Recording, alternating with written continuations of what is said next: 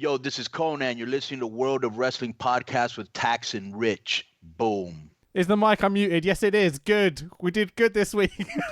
Way! Hello, everybody. Welcome to the World of Wrestling Podcast. My name is Rich, and as always, I'm joined by my good buddy, Tax Williams. How you doing? Hello, everyone. Can you hear us in the comment section? For fuck's sake. So last week we had an issue where, for some reason, our mics didn't pick up on the broadcast YouTube. It's really weird. Like, all the intro music was there, all the outro music was there, the intermission bit and everything. Just not our audio. So I had to do that little shitty recap video, but I think it did the job. In fairness, yeah, you missed some of my best jokes. Oh, we missed loads of hilarity. Probably the best podcast we ever did. So this week we're going to do chapter 3 and the final chapter of the cursed flipping trilogy of the WCW Hulk Hogan Billy Kidman trilogy. Today we are doing WCW's Slamboree 2000. But before we get into that, you mentioned something just to me as we were about to start. I didn't even know. Oh, well, because obviously you've been a busy working man this week, so you wouldn't have been following some of the action on the older social media platforms. I haven't even watched NXT yet, so there we go. Don't spoil it from the comment section. But I'm wrestling. I'm returning to the ring Friday in Howzine at Benjamin's for Wrestling 4, raising money for Click Sergeant, fantastic charity. Check it out. Check out the show. You can still buy tickets if you're in the Midlands, so come along and say hello. Crown the first ever Wrestling 4 champion as well. Or if you want to travel to the Midlands. Yeah, there's space in my car. Just Absolutely. hit me up on the social media at the Tex Williams if you want to come too. Hey, if you're a wrestler, bring your gear. There's a battle royal. There's always a space on a battle royal. But Alex Talbot, who runs the shows and promotes Wrestling 4, sent me a message over the weekend and said, as well as being in the Battle Royal yourself, how'd you fancy doing colour commentary for Wrestling 4? Nice, man. That's awesome. So, on Turnbuckle TV, for this show, who knows what can lead out of this? Probably nothing, because I'll do such a bad job. And my new co-commentator, Sonny G, who does stuff for Wrestling League as well, and a lot of the Turnbuckle TV stuff. So we're going to be doing our first show together. Excellent. I like shows like this because I'm going to be wrestling with people I've never met, never worked with before. I'm going to be commentating with someone who I only had a brief interaction with online, commentating on wrestlers that I've done my research for but have never really met, other than sort of people like Cupid and Jamie Sparks as well. Yeah. But cracking card.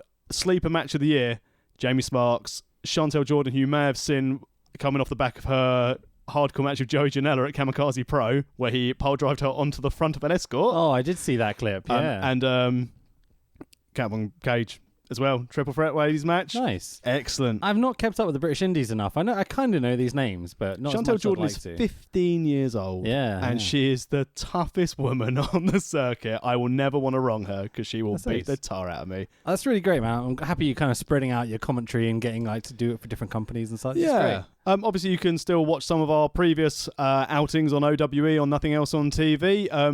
That stopped for the time being. We haven't been fired. We're just waiting for more footage to come through for the time being. But more importantly, World of Wrestling Podcast, Chapter 3 of the Hexed Trilogy, Hogan versus Kidman. Okay, so we are doing Slamboree 2000, obviously. But since Chapter 2 of this podcast, which I had to do as a recap video because we lost it because of the bloody audio. Cheers, YouTube. There have been 3 shows, and I've got the briefest notes ever. So, Thunder, 25th of April 2000. Holy shit, Bobby Heenan is on commentary. Yay! And you're like, what the fuck? They've got Bobby Heenan employed, but they're putting these idiots on commentary, like, for Nitro and this Slamboree. is where they were going to split. This is where they split the commentary teams. They were going to have the NWO Yeah. commentator. They were going to have the WCW commentator. And that's why Heenan was on Thunder. But he's not doing commentary for the pay-per-view. You've got Bobby Heenan under contract. What's wrong with you people? Disgusting use of talent. So Billy Kidman with Tori defeats Horace Hogan, not Hulk Hogan. Let's just clarify We'll go that. home. Mike Awesome defeats Booker T. WCW World Heavyweight Title Tag Team match, which is the big one. With Kimberly Page and her massive lack of clothes as the special and her massive lack of clothes as the special guest referee. So it's David Arquette and Diamond Dallas Page, who's the current champion, versus Eric Bischoff and Jeff Jarrett. So basically, there's a whole bunch of bullshit. Kim goes down. Wait. Not like that. Jarrett hits Page with the belt. Arquette spears Bischoff. Jarrett pins DDP, but Arquette pins Bischoff. The new referee runs out to the ring, runs straight past DDP and Jarrett to Arquette and Bischoff, counts the 1, 2, 3, and our new WCW World Heavyweight Champion is David fucking Arquette.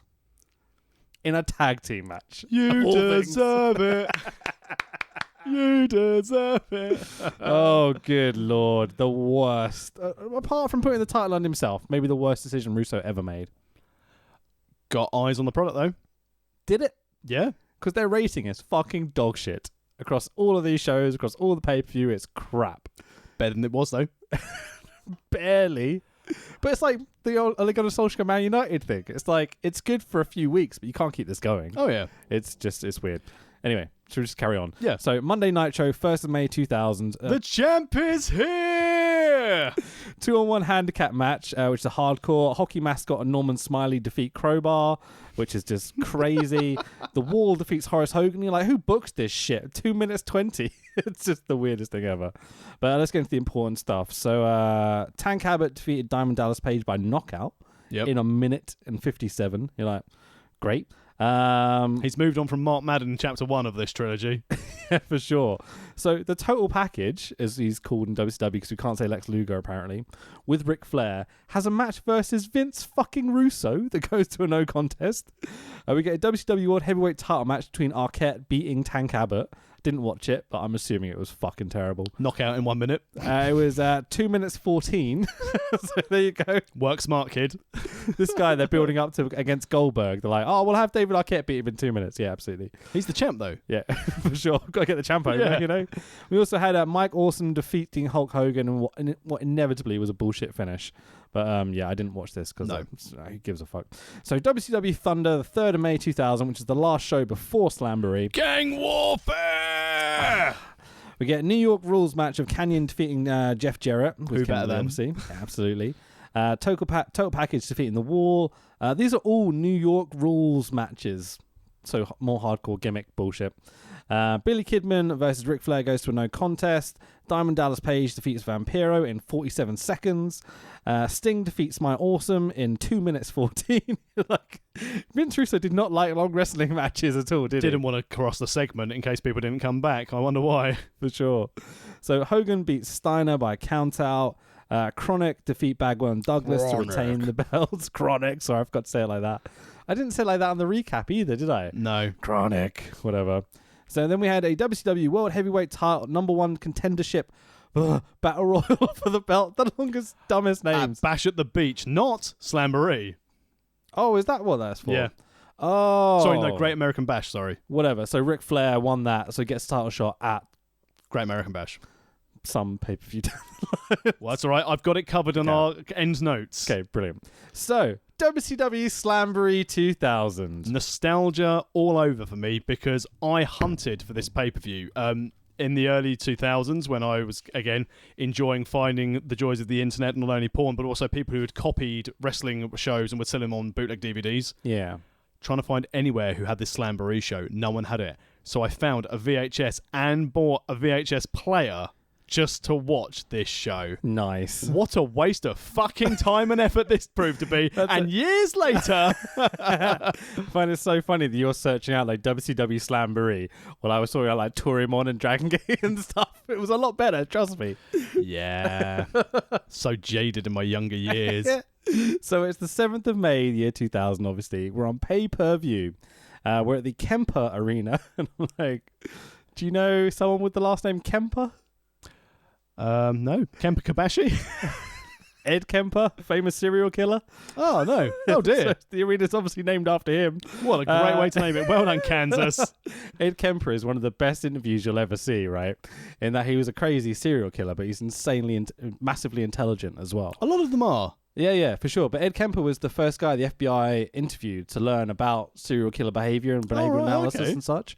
And so his claim to fame and his great kill or whatever was he killed his mum, chopped her head off, and then proceeded to fuck the skull. So there you go. Yeah, Ed Kemper. Look up YouTube, just Ed Kemper. He's really interesting. In modern terms, would someone refer to him as a lad? Lad. No, definitely not.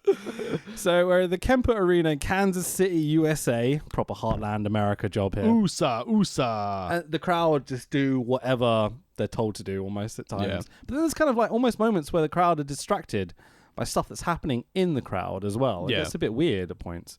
7,165 people. Not bad, according to Cage Match. Yeah, it's decent attendance. Commentators are Tony Schiavone, Scott Hudson, and Mark Madden. Again, they've got Bobby Heenan employed. What the fuck are they doing having Scott Hudson on the commentary team? They've got all the Nitro girls employed. What have they got Scott Hudson doing on the commentary? They've got Mike Tenay employed, for fuck's sake. He'd be better than this fucking Borash prick. as well. Yeah, We've seen for Borash. Sure. Jesus. And Borash is a young boy at this point. Doesn't matter. Anyone other than Hudson. No wonder why the WCW brand failed when it debuted on Monday Night Raw when they had Arn Anderson and Scott Hudson. Scott Hudson doing bloody play-by-play for Buff Daddy and Booker T. God damn. So, opening video package, recent going-ons. Apparently, Macho Man came back. He came back in the Battle Royal. Oh, cool. Awesome. Yeah. I love a bit of Macho. He's not on this show at all. No, because he just came back in Battle Royal and didn't win. Oh, fair enough. And in fairness, I don't think he appeared on the next few pay-per-views either. Creative Control. Strange. Oh, I should probably make an appearance. Okay, fair enough. So, the Millionaires Club arrive, and they've hired a bus. Money. Yeah, immediately I was like, hang on. You're the Millionaires Club. Surely a limo would be a better... Well, that's what they got to on commentary. That they left the limo at home, so they obviously, showing that they're a combined unit. Limos are fucking big. Also, did you not see the NWA when they had 5? Do you think they did away days sort of thing? They've got like pints in the back and footy songs and such. Lads on tour. Who do you think? Russo sucks. I don't really give a fuck. So the new blood are all in the locker room watching the Millionaires Club arrive. Vampiro, all nice and brooding, just sat in the corner. Sat in the corner, just like, that's who they start on. And they pan across and you're like, everyone's just ignoring Vamp, sitting in the corner doing his brooding raven gimmick. Kimberly's tits. Oh, there's Bischoff. God damn Kimberly in this show. Holy smokes. Oh, man. So, and that's why I searched out this pay-per-view when I was younger. That's good material.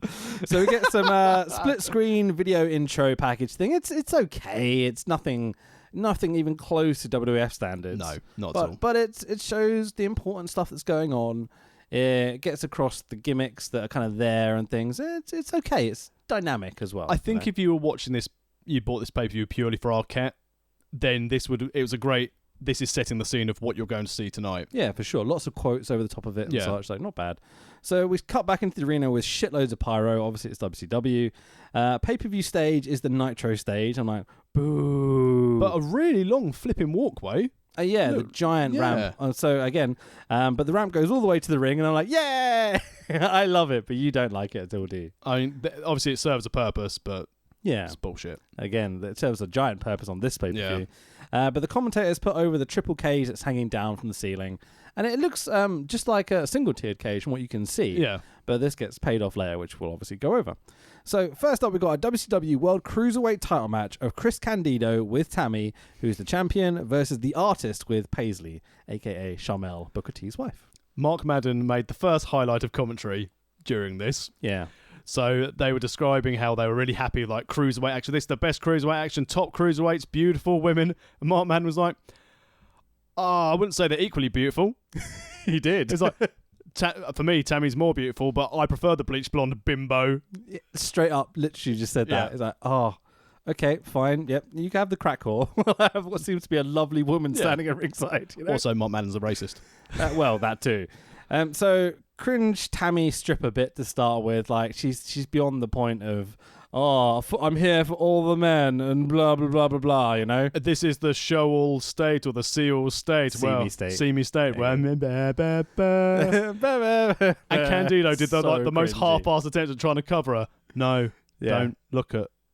He's like dancing around going, everyone's fucked my wife. It's weird. Hey, HBK. Yeah, fucking A. So the Artist has the great ticker tape sparkly entrance. It looks amazing. Like, he is the most forgetful human I've ever seen in my life. Yeah. In terms of, you could forget his gimmick, his character, whatever, you know. He's like a void of personality. But this really is. But the intro is amazing. Yeah. And this match is one probably of my most watched matches because when I was younger, I normally used to leave like a wrestling DVD or a video on to fall asleep to, just put it on in the evening and try and watch it and then fall asleep. I'd normally fall asleep during this match, and obviously because I had a video player set up, I couldn't be able to switch and plug the SCART lead back into a DVD player, so everything was a case of, let's start watching Slamboree. And this would be and what a surprise! It's not that bad. No. The match is okay. It's one of the best matches on the card. There's yeah, for sure. Like probably the best match on the card. Thinking about it, there's a couple. Like the Canyon Awesome match is pretty good. Yeah. But like we'll see. The Meat Fest. For this match particularly, there's one moment that really stood out for me. I'll just read it as I've written it. Okay, I've just put hold on a tick. The camera pans around, following Tammy as she runs around like the ringside doing her spots and shit. As it does so, it pans past hundreds and hundreds of empty seats against the opposite the hard cam. Do you spot this? Yeah. Like, oh my God, the biggest mistake like any video producer could make with a wrestling show. They've got everyone stacked on one side, which is great. Yeah, absolutely, the hard cam needs to look busy. 5-star. Don't turn the fucking camera around and show the empty arena. But then in WCW's defense, they were chasing a bouncing Tammy. So would you be looking at the seats and be like... I would just cut to any other camera at this point rather than to show that bullshit. You know, it makes them look... It's so inferior immediately. Like I know their ratings are tanked and all this sort of shit, but... Sell out, though. How many people could this arena hold? Do we know? 7,165. Because it's a sellout with half of it empty. Fucking hell. So there's some... I mean, maybe there was bad traffic. As well as this, there's some weird, like, audio problems throughout this whole match. Awful. Like, helicopter sounds and shit. Like, I wondered whether they had, the Goodyear blimp, like, they used to at Raw sometimes or whatever. It's ECW Vomicopter. The Vomcopter turning up. David Flair pops out, he's like, I'm covered in puke! Later to be used by Charlotte at WrestleMania 35. Well, exactly. Anyway, so the match is okay, but a bit botchy. Some weird random low blow halfway through the match because we have to have a low blow in every single WCW match ever. Touching cocks is fun, Rizzo. Tammy and Sharmell get into it on the ramp. Tammy swings a chair, misses Sharmell, hits the artist. 1, 2, 3, the music plays, but he kicked out. And you're like, oh no, not straight away, the big botch. Big pile driver by Candido, diving headbutt by Candido. 1, 2, 3, and surprise, surprise, we just heard his music 2 minutes ago, but Chris Candido wins. Girl fight at the end, Tammy loses her dress. It is what it is. Huge botchy bullshit mess, but the work rate of the two guys and the spots and such is really good. Really good opening match. But considering back in like 97, 98 Nitro, when you'd be having the real high-flying cruisers at the start. Because at this time, so cruiser-wise, they would have had Ray, Kidman, but Kidman was busy. Ray was injured, wasn't he? Ray was injured. Came back at Great American Bash, but again, notes at the end. Cool. And Helms and Moore were like there. I mean, I love the Vertebreaker, but still, they're not the highest caliber of high flyers. We're not talking Hoovy, Psychosis, Eddie, Chris Jericho. Yeah. They haven't quite got those status, do they? Well, yeah, it's an okay opener. I would refer to it as a hot opener, but without the botches and everything else, it kind of ruins the momentum a little bit. This is what I consider to be modern day indie opening match fodder. But this is what it be. This is the let's go out, put the workhorse, put in a decent match, 2 decent workers, not too much on the line, and let's just give a good show to show our wrestling company can actually have decent wrestlers. Unfortunately, we don't have a decent production team. Botch a few of the simple spots because you're worrying about the big spots coming up. You know, botch the finish a little bit, but cover for it. Have a bit of a run in with the girls and such. I get it. It's okay. It's overbooked mess, but I like an overbooked mess to start a show. Yeah, if it's few and far between for the rest of the show. Yeah. Good thing for Slamboree. So the commentators are running down the card at ringside. And this all seems a bit better, is what I put here. No bullshit backstage segments or anything. No, yet. At this stage, one match into the card. Yeah, and we've got another video package for another match. And you're like, fucking great. Basically, it shows crazy old Terry Funk doing crazy old Terry Funk stuff. I want to have a hardcore time match. It's really fucking good. Not played. So, WCW Hardcore title match, 2-on-1 handicap of Terry Funk, who's our current champion, versus Norman Smiley and a mystery partner. Ooh, who could it be? What great hardcore legend are they going to get? It's Ralphus. I'm just going to give it away. Ralphus, who I'm pretty sure the Festus gimmick was based on. Vince McMahon probably looked at Ralphus and gone, pretty much, yeah. Oh, there we go. Just make the bell ring and he'll go, Mwah! Once heard Jericho talking about it. And I know it was actually maybe Bischoff. Oh, I think it was Bischoff actually. But he was saying that Jericho found Ralphus. He was just a truck driver. He was like, come do this silly gimmick with me. And then apparently Ralphus started to get a bit of a big head about everything. Oh, really? Bischoff had to kind of put him back in his place a few times. Like, oh, brilliant. You can kind of see it here. Like, he's really showing up for the camera when he can. but he's one of the worst workers. He's not a worker. He's a civilian. But like, He's a civilian. He's fucking terrible. Makes Bastian Booger look like he's flipping. I was about to say a different Canadian wrestler. Looks like Bret Hart. There you go. Yeah, I was going to go the other way because it was WCW. It's all good. So Funk goes looking for Smiley in the lose. Comedy spot with the backstage workers were all like, that way. They all do it at the same time. Kind of funny. There's a gimp in the loo. Who's Ralphus? He's wearing like a mask thing. Yeah, and, for hockey goalie like gear, wasn't yeah, it? he's got like pads on Yeah. and such. It's kind of funny. Walk and brawl hardcore stuff. Smiley's screams are absolutely hilarious. He's on the floor going, "Rah, rah, rah." It's just like, yeah, classic. You see so many people do this on the indies now to get a comedy spot, pop or whatever. Hey, what are you saying about guys who get comedy spots? I'm a big fan. But this is such an easy, good comedy spot that is underutilized for sure. I'd love to see people do comedy screaming, you know? Yeah. It's really funny. I've just written this is a lot of fun. Like, I really enjoyed it. The match is terrible. It's trash wrestling. But these two doing it with Ralphus, it's kind of funny. I like the rubbish bin spot, the trash can, where he twatted Funk with it, and then Funk just took it and went, fucking itch you.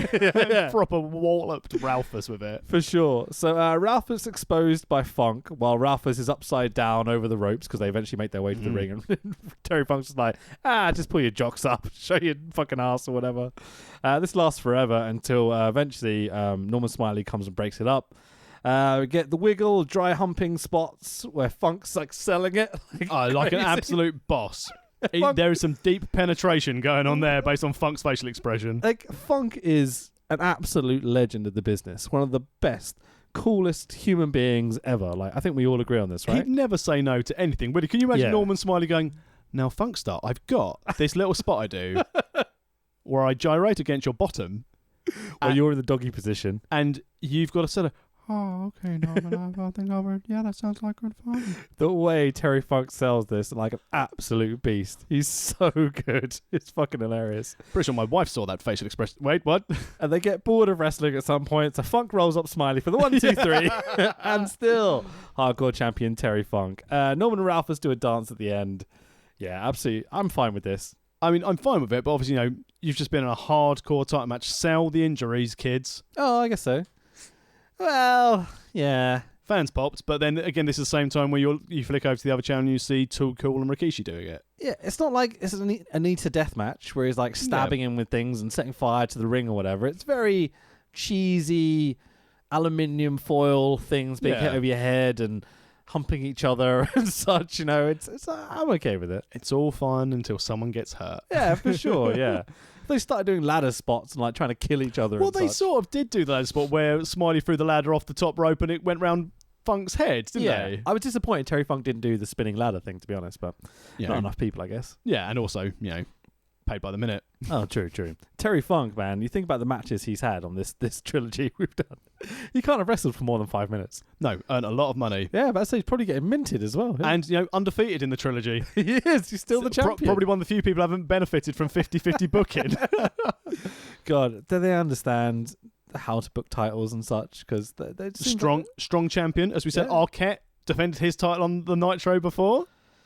Terry Funk hasn't lost it. I mean, granted, Ernest Miller ruined it with Bam Bam in the previous episode. Oh, God, that was bad. Anyway, so cocky arsehole David Arquette arrives backstage in a limo, and he's wearing shades indoors, and I'm like, for fuck's sake. So has a quick chat with Mean Gene. He's got his own money, doesn't need his wife's money. Doesn't need that friend's money. Yeah. 1 million episode. Yeah. Yeah, for sure. Mr. Arquette is Mr. Cox. As they Mr. Cox, they called him, yeah. So again, Natty's husband for Tyson Kidd. Yeah, for sure. So, but again, we've got one segment and we're straight into another match, and I'm like, fucking great. And also, it planted the seed. Oh, hang on, Diamond Dallas Page said you weren't with the Millionaires Club. Also, you've arrived by yourself. Oh, hang on, it's their dissension. Exactly. Planting the seed. I think it gave it away rather than planting. Oh, in a big way. Yeah, because you're like, oh, why is he acting like a cocky arsehole? He wasn't doing this before. You're like, he's had some coaching backstage, and someone said, oh, maybe if you acted a bit like this, and he's just taken it to the extreme because he can't fucking act. I think we've established. Hey, he's fantastic in Scream. He's fucking not. / Scary Movie. Is he in Scary Movie? Which one is Officer Dewey? No, he must have been Scream because that was the legit one. Yeah, he's in Scream for sure. Yeah. Like he's okay in Scream. You know what I mean? No, he's not. No, he's really not. He was excellent in his death match, though. Have you seen the 3 Scream movies?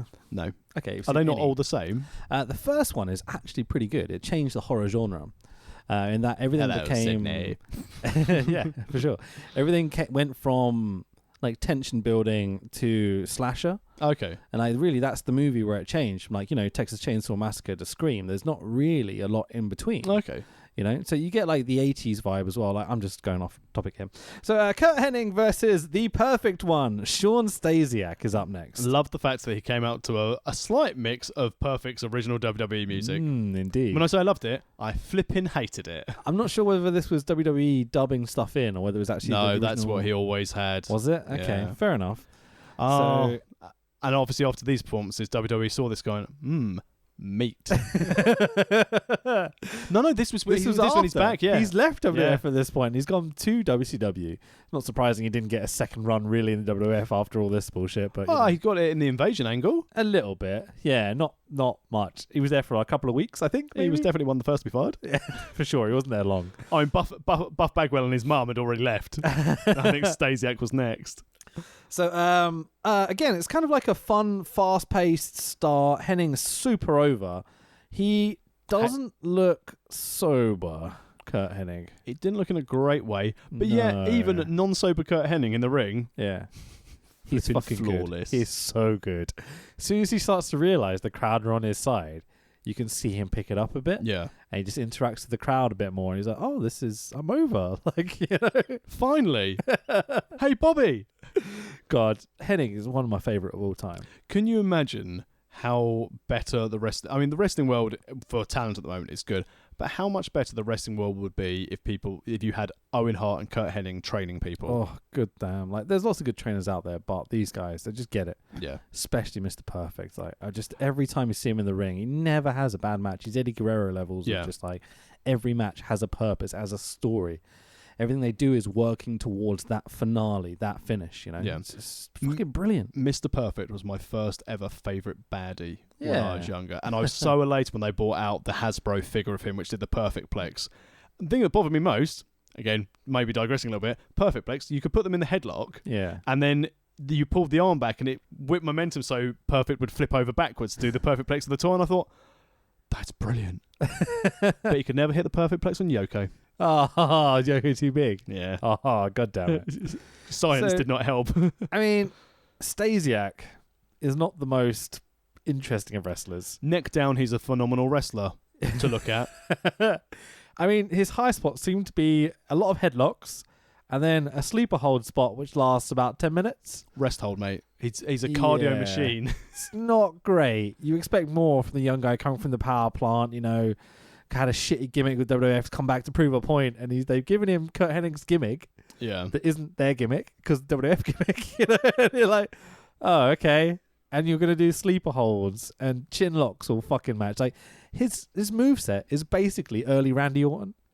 His moveset is early trainee, which Randy again Orton. Like, bad, highlights why he didn't get anything WWE. Okay, Stasiak, what do you got now? Arm drag. Okay, what else you got? Headlock. Drop kick. Drop kick. Yeah. What else you got?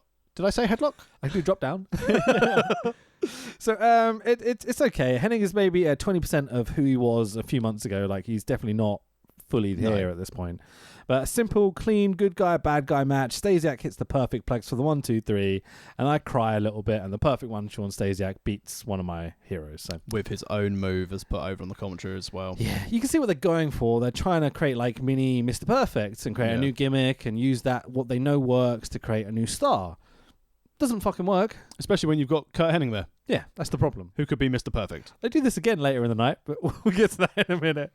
So, anything else you want to say on this? I think we've got our point across. Basically, it went so well for this that in a couple of pay-per-views time, Stasiak ended up teaming with Chuck Palumbo. Oh, is that where they go? Yeah, okay. Yeah, So the perfect event. we'll talk about Chuck later. Similar scenario. Anyway, so the new Blood locker room segment backstage. It features Russo and Steiner. Feces. Pretty much. And Steiner gets touched by Russo and he's like, don't fucking touch me, you prick, basically. And Russo was like, Okay, sir. Thank you, sir. really glad this is live. That's how I talk to police officers when I'm in trouble. Yeah. Thank you, sir. How are you, sir? Have you had a nice day, sir? Best wishes, kind regards. I was going to tell a story that I probably shouldn't tell that story on the Don't tell that podcast. story. No. My parents might see this one day. Hi, Mum. Anyway, so WCW United States heavyweight title match of Scott Steiner with Madeja and Shakira. Shakira. and Gerald Piqué. These hips don't fucking lie. Not that Shakira, but oh my God, Madeja and Shakira. Fuck me, they look good at ringside. Like, added loads. I can't remember which one it was that came out when she was really into it. It's like, yeah, I'm on TV. And the other one was like, what tramp? Madeja's the more enthusiastic one. No, the other way around. The less tonally enthusiastic one. Well, the slightly prettier one, I would say. That means she's the one who's basically had the rough life in the back. Probably, yeah. Wow, that's a nice way of putting that. Let's just skip over this. So Scott Steiner is our current US heavyweight champion, and he's wrestling Hugh Morris. Wow. You're like, oh. That rubbish name given by Bischoff, humorous. Yeah. Oh, clever.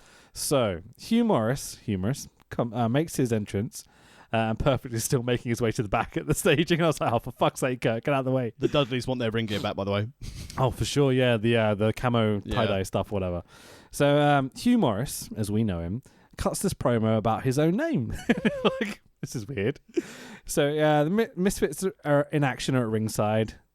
Ooh, Chavo. I didn't set it up this time, but I thought I had to do it at least once. That's good to see. Good to see Chavo make his way onto this and ruin this very reputable just by wrestling show. He's sitting in the fucking audience. Ruined! Get out! Anyway, I know I'm joking and you're not. It's okay. So with fucking Duff McKagan at ringside in the orange, dressed in his Bam Bam from the Flintstones attire. Van Hammer, look at Duff McKagan. Yeah, fucking brilliant. So the promo is basically, my name was silly and dumb, so I've got a new serious name, which is Huge Erection. Nice and serious. Great pun, hilarious, like makes me laugh every time. So and he says Captain Rection for short, and I'm like, that's not your fucking name. Also, where did he progress to become a captain? Yeah, because can he do that, Joey? He becomes a general pretty fucking quickly. Like, who gave you this promotion? Major Guns did. She's a backstage interviewer at this point. Oh, fucking hell. So the best thing about this match is the fact that there's a ginger ref who is just perfect as a referee. Like, you want a nerdy looking ref because it makes the wrestlers look cooler, right? And he has the highest waistline I have ever seen on a pair of trousers. The belt line must be covering his nipples. I mean, maybe he was just very much blessed with very long legs and a tiny upper body. His torso is like this big, and his legs are like 20 times the length. Ah, fucking great. It's good to see Ed Sheeran had work a while ago. Yeah, Ed Sheeran looks decent compared to this dude. He's tall and lanky and just like looks so uncomfortable, but he's quite a good referee. Yeah. He's getting involved. He's doing all the I've never seen him before. I don't know where this guy came from. I know, no idea. I don't think I've seen him again. From this match, I bet he was bullied backstage. Like, Steiner is not nice to this dude at all. Steiner's not nice to anyone. Allegedly. But no, he's a prick. So Madeja and Shakira get in position to do their spot way too early. They end up going up the steps and then have to take 10 steps back and go, and then come back up to do the spot where they, what is it? They pushed Captain Rection off from hitting the moonsault. The No Laughing Matter, I think it used to be called. Yeah. But it's now called hang on, I wrote it down. The Raging Climax. Because dick puns. As opposed to the Boner Exploder. Yeah, he also does the move where Austin broke his neck, the sit-down tombstone thing. Yeah. And I never want to see people do that ever again. No. So dangerous. To be fair, I don't really want to see Bill DeMott in a ring. No, not at all. No time have I ever sat back and gone, you know what I really want to go back and watch? Bill DeMott matches. I remember watching I'd rather watch WCW. Chavo matches over fucking Bill DeMott. That's not true. No, it's not true. Chavo. So okay, taking out all the WWE training PC stuff where he was a piece of shit to people and bullied people and all that sort of stuff. I used to think he was kind of okay in that he's a big man that could do a moonsault and had some high spots in his matches. And as a kid, that's all I really wanted to see. You know what I mean? But as an adult watching it back, you're like, he's trash. He was dog shit. Really bad in the ring. How he got the head trainer role, I don't know. It's weird. Never had a gimmick that was over. Can't really talk very well. How did he get that job? Did you not see the same promo I did? It's a silly promo, but it didn't make me laugh. I want to be known by my real name now, Dave. Puns, puns aren't funny. I'm going to be my Asian friend, Punting. Puns in general just don't do it for me. But anyway, so we get Reaction goes for the moonsault, but Steiner rolls away. Reaction's foot smacks Steiner in the back of the head anyway. Steiner looks really fucking pissed off about this because he puts him in the Steiner recliner.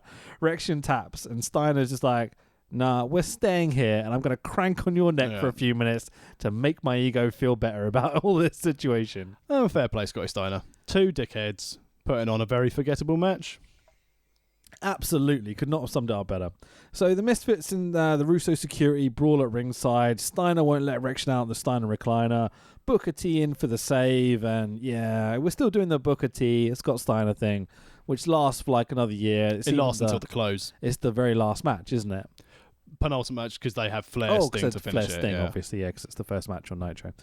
Anyway, so it is trash, but like I don't mind the booking of Booker coming in to take Steiner. It progresses the out and all that sort of storyline. shit. Makes sense. Yeah, not horrific. Like we shit on a lot of the booking. This is reasonable. There's logic because it's going forward to the next night on Nitro. I bet Bischoff booked this.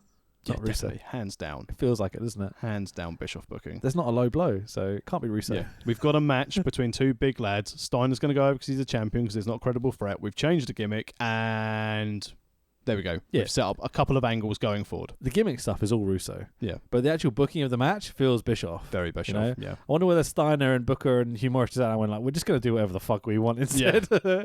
Anyway, so Canyon backstage with Mean Gene.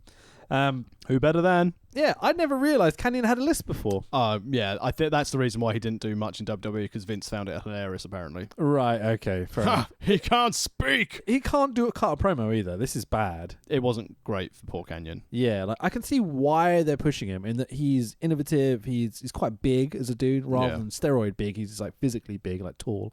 Like he towers over Mean Gene here. He always came across like a cruiser dude to me. Yeah. Like my memory of him are cruiser matches, but he's not. He's massive. I'd always get confused between him and Crowbar to start with until you saw them side by side and you go, flip, Canyon's huge. Yeah, much bigger than Crowbar. Canyon unfortunately suffered of being a wrestler in the late 90s, early 2000s for his own sort of preferences, his own lifestyle choices, and I think a lot of that was he felt he couldn't be himself because there was rumours going round that Canyon sadly took his life because he didn't want to, he was worried about opening up about his sexuality. Oh, right, okay. Was he gay or something? That's what the sort of general backstage some of the wrestlers seem to say. And it's a real shame that that's one of the reasons that led to poor Canyon's demise. Yeah, that's fucked up. That sucks, man. Anyway, and then being in the professional wrestling business with a bunch of wankers like Hugh Morris and fucking Scott Steiner. Period. Can you imagine? Yeah. You're not going to really be open about your sexuality at that time, I guess. No. So you're having to live in your own shell. So it's nice times have changed a little bit for the good, you know? Hey, where were they going on Friday?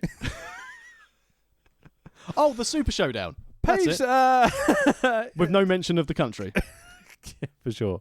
So Canyon finishes this promo by going, Paige has taught him to bust ass over kissing ass in his pretty generic promo. It's okay, but it's not bad. Who taught Norman Smile to do what he does to the ass? British legends, apparently, because he is one of us. So this is 1 hour into the show, and they've packed in a lot into this first hour, and a lot of wrestling. I was quite impressed, but then I also remembered that WCW tend to do like 10 matches on a pay-per-view and try and fudge them all into 3 hours. So at this stage I was like, okay, we're a few matches in, we're halfway, a third of the way through pay-per-view. Yeah, not too bad. Yeah. So, haven't hated it. Fast openers, some different stuff going on, some clean finishes, some bullshit after the matches, but okay, not bad. Better than anything we've seen in the last 2 chapters of this. Better than Raw. Well, as I alluded to on the Lost episode, keep your eyes on WCW and WWE, younger wrestling fans, because what's happening to WWE now is what happened to WCW. Go to 3 hours, product suffers, people start turning off. Oh, there's an alternative. Oh, look, we've got a multi-million-pound deal with a company who can drop us if our ratings drop below anything. Yeah, with Fox, obviously with SmackDown. Yeah. So after you mentioned this, when you first mentioned it, the whole comparison to WCW at the end and WWE now, I was a bit like, nah, I think you're not doing them an injustice. They've got such a good income with things like what's it called? Licensing and stuff. Yeah. WWF do a really good job. Yeah. Do a really good job of that. But yeah, there's a lot of comparisons. The more I watch this, the more I was like, holy shit, there's lots of old boys in WWE right now that are kind of taking those top slots and not really letting the new talent come through. And when they have new talent, like Ricochet, like Tommy End, like all these other people. Poor Tommy End. They, like Shinsuke Nakamura, for fuck's sake. They had Shinsuke fucking Nakamura and they booked him into oblivion. Yeah. It's like... They had Rusev, who could have been the Monster International heel. I remember when Rusev came out on the tank of WrestleMania. I mentioned this on the pod last week, so I'll say it again. When Rusev came out on the tank of WrestleMania, I was like, there you go.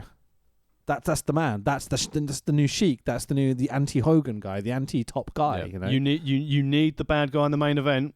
Here's the guy. He might hold the belt occasionally, but he's going to be the stepping stone to the. This is the guy. I was thinking 10 years as top heel in the company, and they've just booked him to shit. Yeah. They got Braun fucking Strowman just sitting there doing nothing every fucking week. Maybe he refused to go to Saudi Arabia. I tell a lie. Do you know what he did this week on Raw? Go on. He had an arm wrestling match with Bobby Lashley. So back to the better show, WCW 2000. Do you ever think we'd say that? Fuck me. WCW Slamboree 2000 is better than Monday Night Raw every week. The worst thing is it's true. Especially when Brock cashes in on Kofi on Friday. Oh, God. So, don't forget we've got Goldberg versus Undertaker in the main event on Friday. Because it's 2019.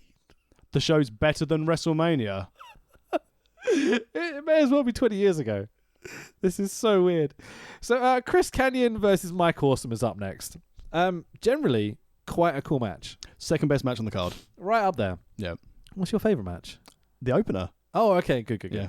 So, Awesome looks like a fucking star when he comes out. Like, I know we joke about Mike Awesome a lot, but when he comes out looking angry and serious, as big and as hench and as fucking whatever that he is, he should have been fucking huge star here. There was a big star who came out and debuted against a big star and could have been pushed.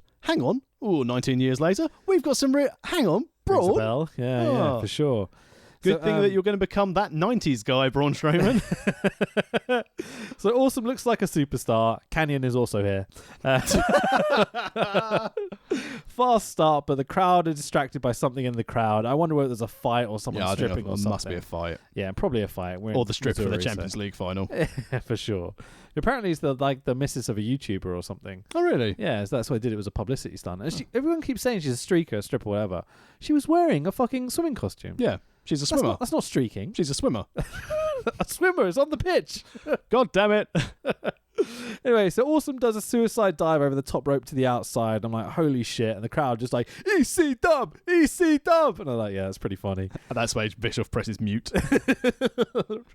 Vince McMahon's like, get rid of the audio. No one's allowed on TV anymore. Just me. I'm going to talk over everything. What's that? Sami Zayn says AEW and we're not going to give him a microphone anymore. Surely that was set up. That was approved. You think? They just booked him into oblivion again. Well, they booked him into oblivion, but I think the backstage, again, as always, you read all the dirt sheets / online bits. Yeah. Half people are going, oh, it was a line that was fed to him, and the other people are like, Vince doesn't know what the product is so it was in the script and Vince didn't check it. Someone must have been prepping Vince for what was coming. You'd hope so. Yeah. Unless Triple H was like this going, Generico, come here. When you're out there, mention AEW. By the way, and tell him what happened to my fucking throne. We need to get back to WCW, but do you not think, the Three Faces of Foley? Do it with Generico. Yeah, for sure. Having come out as El Generico as a lovely, lovable face, doing the Olays and everything else, then have Sami Zayn come out afterwards and be like, that fucking Mexican piece of shit, it would be fucking hilarious to have him cutting promos on himself and such. Like, it'd be so I'd funny. be all in. Yeah. But, he needs to go to AEW to do that, so it will happen. I guarantee Steen and Generico are off. Yeah. Think about the Young Bucks, and Adam Cole will be gone as well soon enough. Yeah, because, when your partner's working for a company and it's like, you're although... Mount Rushmore as well. Do you know this, PWG? Yes. So it's Steen, Adam Cole, the Young Bucks. Yeah. Yes, they've got history. And quick side note, again, we will get back to WCW. Sat next to Stephanie McMahon at NXT, Britt Baker. Oh. In the crowd. Really? Yep. AEW employed Britt Baker? Yep. Weird. Mm. Okay. I don't know why they let that happen. Can you imagine Mike Awesome sitting up and fucking just... Well, no, probably because AEW did this going, oh, your husband/boyfriend's going to win the belt, is he? You want to go and watch? Of course he is. Oh, for sure. And then obviously WWE were like, hang on, Adam Cole's missus. Do we know you? Stephanie, go and sit next to her. Just be like, women's empowerment. Hold on, my neighbour's at my front door. I'm just going to put this into intermission for 2 seconds. Anyway, so basically, let's just jump back into this match. Awesome canyon. Yeah, pretty much. So there's some crazy high spots, brawl and weapons on the outside, big ECW chants from the front 3 rows. Commentators put over Powerbomb versus Powerbomb, Nash and Awesome. They even mention variations on the Powerbomb and the Liger Bomb and stuff. And it's like, you're showing knowledge and understanding of pro wrestling. Like, what is this? This is not WCW I'm used to. Who gave you notes? Is Bobby Heenan here? Feels like it, you know. Feels like Bischoff has got the microphone to be like, say this, motherfuckers, you know. Yeah. Awesome's cost us a lot of money / a lot of lawsuit money. Yeah, for sure. With a lot of lawsuit money, stuff. a lot of legal fees. Jesus. Especially as they're chanting ECW at ringside.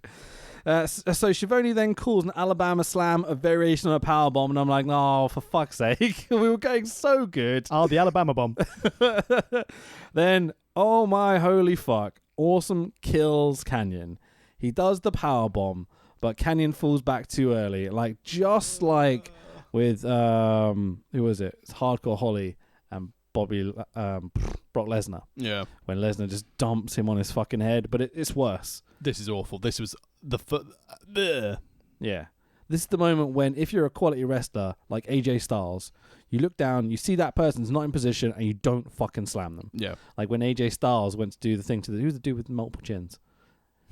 Me? Nah, come on. You know what I mean. Gone Raw, not really a wrestler. Oh, Ellsworth. Ellsworth, yeah. When Ellsworth tucked his chin on the Stars Clash. Yeah. And AJ's like, oh, no, not going to drop you. You know, like, that's a good human being. Mike Awesome's a piece of shit. And fucking dumps him on his fucking head. I've committed. Like, yeah, just horrific. Awful. Terrible. So directly on his fucking head and neck, he's dead. Fuck, I was just like, no, let's just stop that. Like, end the show. He's dead. He's not getting up from that. But he seems to be kind of okay. Which is insane. Again, neck bridges training wrestlers. Seriously. Because Absolutely. it will save your flipping life. For sure, man. So they tease an Awesome bomb to the outside, and I'm like, please don't. Please don't. He's probably got a broken neck at this point. Please don't chuck him over the outside.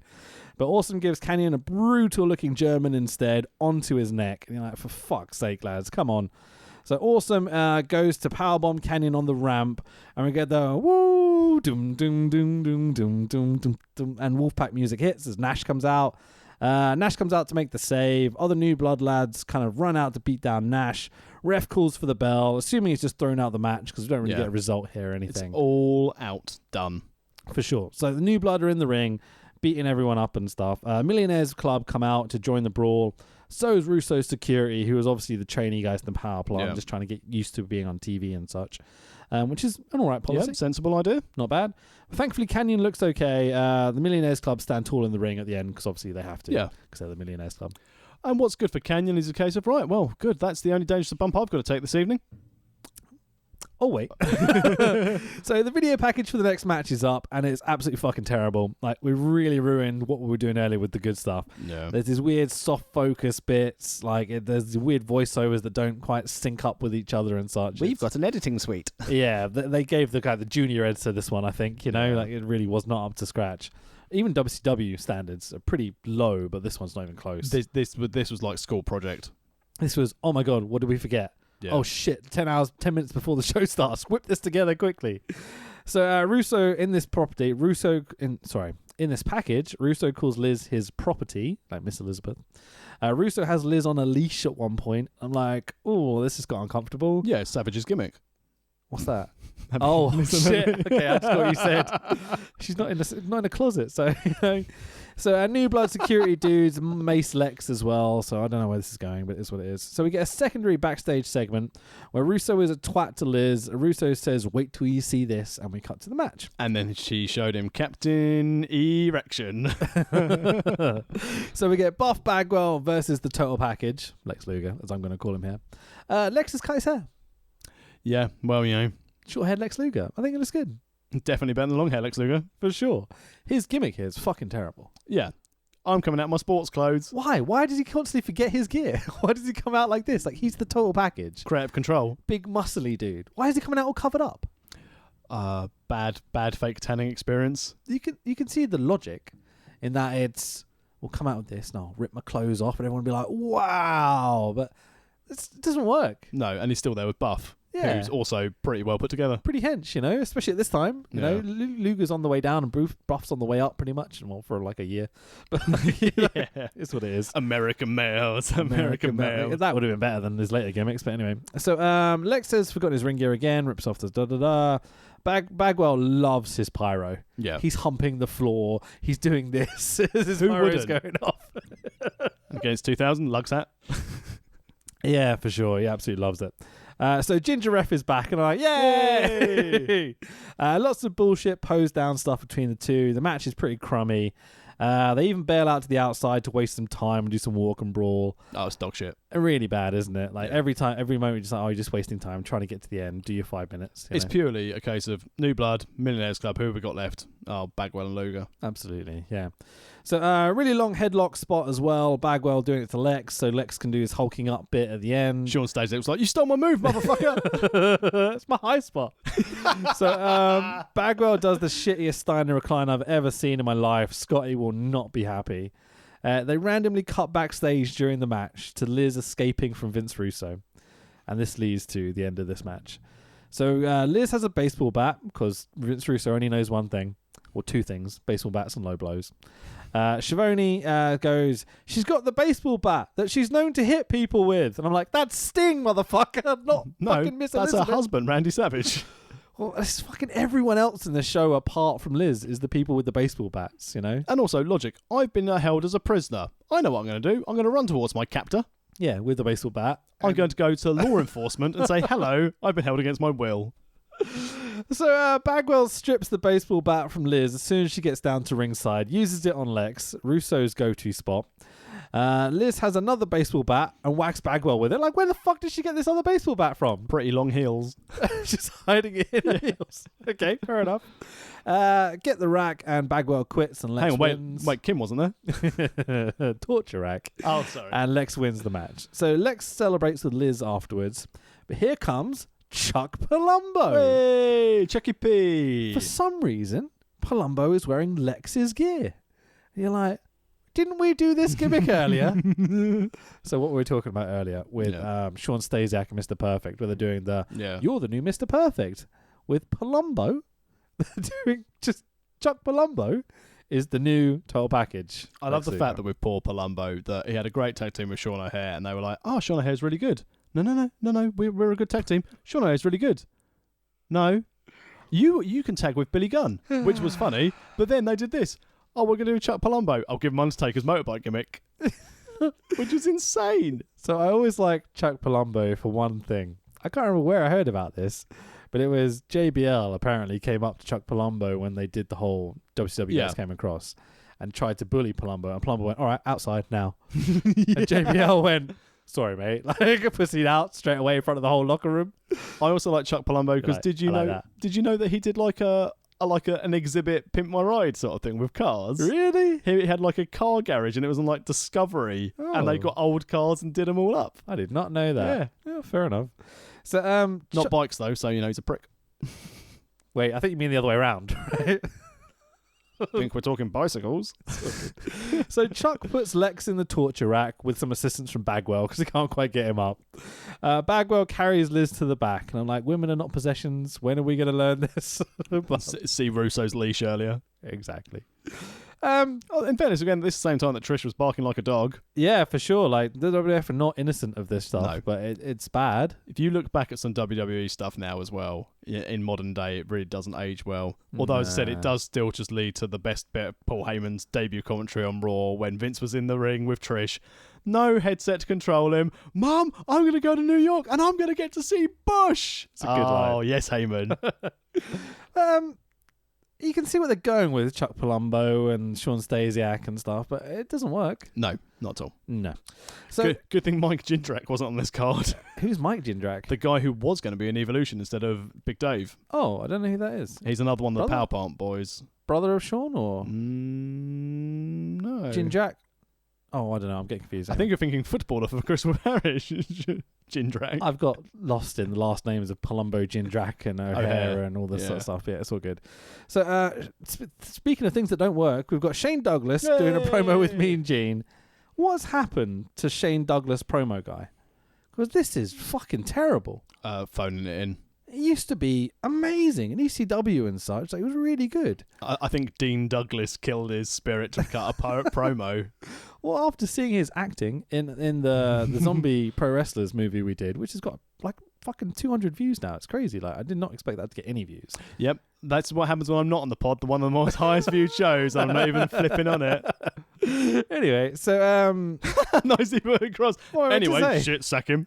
It's not your fault. It's just, I think it's because Cody Knotts, the director, tweeted us and commented on YouTube and stuff. So I'm assuming some people that know him decided to listen to this and really enjoyed it. Most people seem. We shat all over his movie. Like, I really enjoyed elements of it. Yeah, but it was terrible. And I said so on the podcast. And he appreciates honesty. He's probably surrounded by a lot of yes men who said this movie's great. Oh, I doubt that. But he was really cool about it. And I think everyone can appreciate our honesty on this pod. Yeah. You know, it's all bands. Like, I've never made a movie that long. Yeah. I made movies that are better, but China's made a movie longer than that. Should have said Waltman. I wish I could be like, no, it wasn't. It was only 5 minutes, but I haven't seen it, so thank God. I would never watch that. You have. So Shane Douglas cuts I watch all the WWE porn. Shut up. So, Shane Douglas cuts a promo with Mean Gene. He craps on Ric Flair. It's just bad. What is this shit? Is all I've put here. That's the thing though. At this time, Douglas was like, Ric Flair, shit, NWA, shit, Ric Flair, shit. Yeah. Repeat. Yeah, pretty much. Hello, WWE. It's like because he can't go cut the fucking music. Yeah. It's like it's just forgotten how to cut a promo completely. It's weird. It's I don't know. He never really got it back either. No, that was it. His WWE run killed him off. Yeah, for sure. So next up, we've got Ric Flair versus the franchise, Shane Douglas. Should have been a money match. Yeah. Flair does not give a fuck, does he? Not at all. So Douglas cuts another promo once he's in the ring. It's pretty bad again. Flair makes his entrance in slacks and a t-shirt. Woo. And he just doesn't care. He's not even wearing ring gear anymore. Just not give a fuck at all. So Flair cuts a promo shitting on Douglas. Calls Douglas a dipshit and says, I'm going to kick your ECW ass, pal. He has a vendetta against anything ECW. Yeah, rightly so. I don't know about that, but... He's Ric Flair. He can do what he wants. He's a rap icon. You would have thought they'd talk about the whole, the Harley races, the Ric Flairs, they can all kiss my ass, but they don't use it at all. Probably because WWE owns the tape library. At this time, ECW was still around, so... Yeah, but Heyman was still on the payroll. But you could talk about it openly without saying ECW or whatever. You could be, when you won the NWA World's Heavyweight Championship, because obviously the NWA, WCW, that's fine. You crapped on me. You shit on my legacy. It's an easy story to tell. They'd never fucking do it. That involves a degree of creative. What happened to creative in wrestling? Hang on, it went to AEW. They became script writers who don't understand story, apparently. Yeah. Weird, isn't it? So anyway, they do a Ric Flair match. It's literally is the standard Ric Flair match. There's nothing else to it. It's not even a good, solid Ric Flair match with the high spots and stuff. This is Ric Flair not overly confident in his own body image and doesn't want to be in WCW but taking the paycheck. Feels like it, doesn't it? And also probably feels a debt of gratitude to WCW. If I'm here, it legitimizes this promotion. If I'm not here, then I'm leaving poor Sting. For sure, yeah. So Rick ends up just abusing Shane Douglas's dick over and over and over in this match. Flair goes to the lock in the figure 4.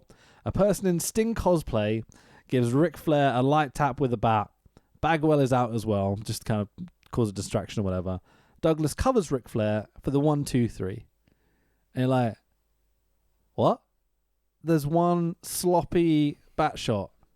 No. Because Vince Russo only knows 2 things. Again, the same fucking finish. He even did low blows all the way through the match. Well, it's Russo's booking main event. He's got to have both spots in. How many times can you see someone get punched in the dick or hit with a baseball bat and be like, I've seen it. I've seen it at least 10 times on this show. Also, how much money must they spend on fucking ball bats? But every single show we've done, every match has been this. Anyway, so commentary just keeps saying that Russo is under the Sting cosplay. Flair is now on the mic going, Russo, you're not going anywhere. Oh, because the whole idea is of the rule of this, which we didn't cover, is that if Russo interferes, that Flair gets 5 minutes with Russo in the ring. That's the idea, yeah. For sure.